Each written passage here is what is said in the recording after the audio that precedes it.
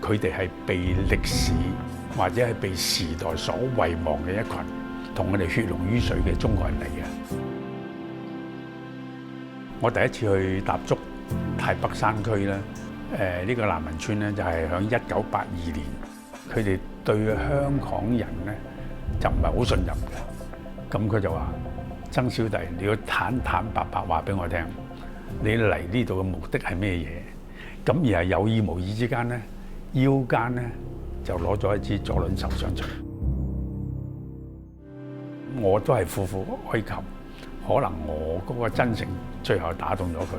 我個印象係非常非常之震撼，一片都係好荒蕪，全部都係茅草屋，住嘅係泥巴地，冇水冇電。你可能以為啊，佢哋最需要就可能係錢，唔係。佢話我哋最缺乏嘅係咩咧？係雅老師。所謂雅老師就係中文字典。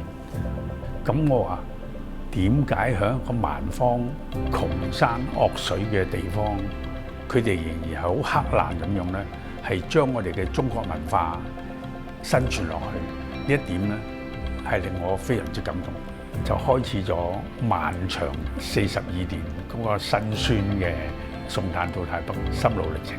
我哋送禮物也好，或者我哋係自贈嗰個善款也好，我要求所有嘅志工或者義工朋友都要雙手奉上，同埋彎彎腰。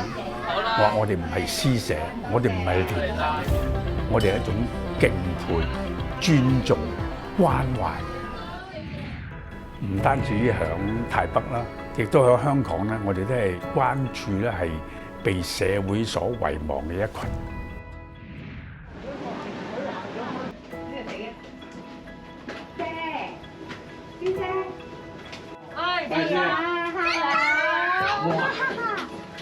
這不是真係，如果我哋都唔夠膽打開個窗啊！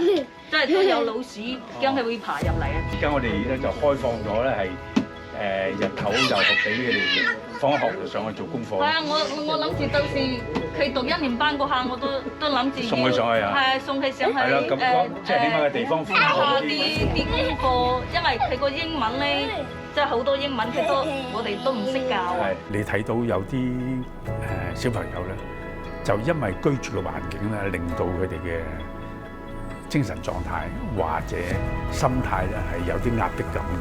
如果佢哋出到去接觸多啲人啊，或者睇到嗰個視野咧，會擴闊咗啲咧，對佢哋未來嗰個信心啊、人生嗰度咧係一個好正面。我哋嘅初心就係希望咧帶佢哋咧走出呢個社區，走出呢個狹窄嘅居所，犧牲享受，享受犧牲。我哋去服務人哋，我哋係去奉獻人哋，咁反而我哋享受返呢種奉獻嘅精神。